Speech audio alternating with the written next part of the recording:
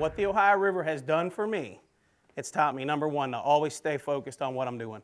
Always have confidence in what you're doing, okay? Taught me how to take the same baits that basically everybody else is using and fish them a little different way. You know, everybody thinks that since we're pros, we got some secret lure that nobody else in the world's got. And 99% of the time, that's not the case. 99% of the time, we've got the same stuff tied on that you guys got tied on in your boat, okay? Yeah, there's that rare occasion where we get some new prototypes or some new colors or things like that. But all in all, we've got the same things tied on that you guys have got. We're just fishing them in a little different way.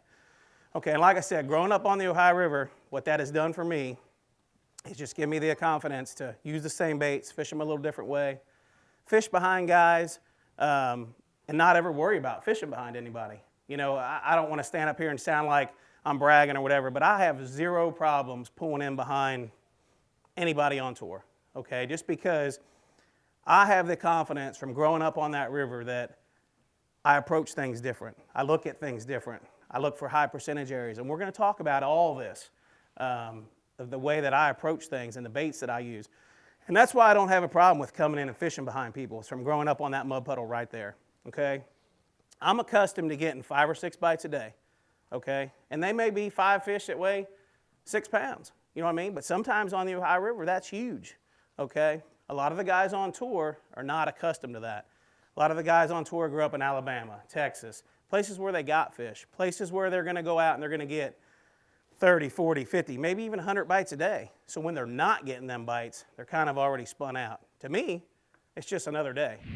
All right, reading waters and high percentage areas are probably the key to how I'm going to talk about fishing today.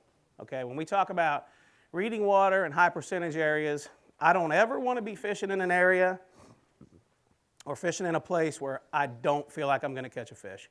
Okay, every time I drop that bait in the water, I want to feel like I'm going to get a bite, okay? And I know you're all looking at me like, well, that's kind of what we want to do too, you know? But I see a lot of guys, and there's nothing wrong with this, and everybody has their own style of fishing. I'm just trying to share with you what I do, okay? What I see a lot of guys do is they'll get on a stretch of bank, and they'll just fish the whole thing. Cast over here, cast over there.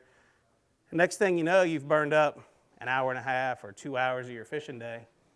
Yeah, you've probably caught some fish, but what I do is I won't pull in on a stretch of area and just fish the whole thing.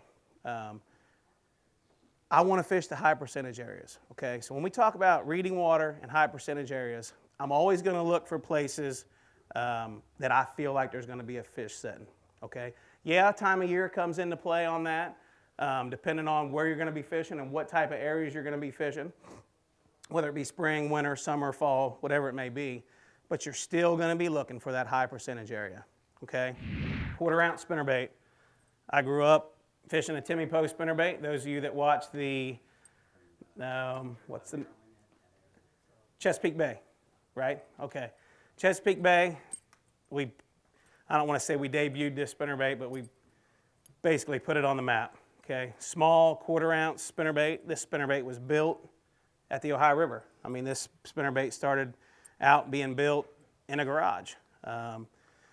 Typically, I'll throw a double Indiana Colorado blade. You know, I'm sure guys in this room, how many of you in here have used a Timmy Post spinnerbait? Yeah, there's a bunch of hands coming up. But to me, this is the best fish catching, limit catching spinnerbait that there ever was, okay? It's got the old school twist in the eye. It doesn't have the R bend. It's got a different vibration.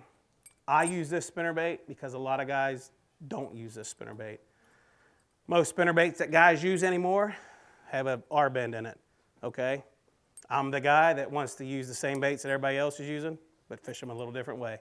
Try to do something different than the rest of the world's doing.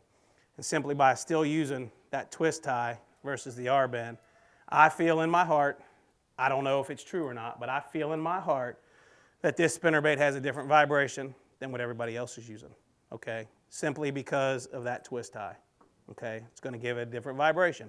I mean, if everybody that's out there is throwing a War Eagle that's got an R bend in it, and look, I use a War Eagle too, and it catches them. But in situations where I feel high percentage area, I want to try to do something a little different, this is a spinnerbait I reach for. Different vibration, small, compact in size, gets a lot of bites, okay? Once again, trying to trigger that reaction bite, okay? And when it's high percentage, I'm trying to get reaction bites, trying to catch a limit. This is the spinnerbait that I'm gonna reach for. Like I said, as you can see, it's small in profile, but it's the right bait to trigger.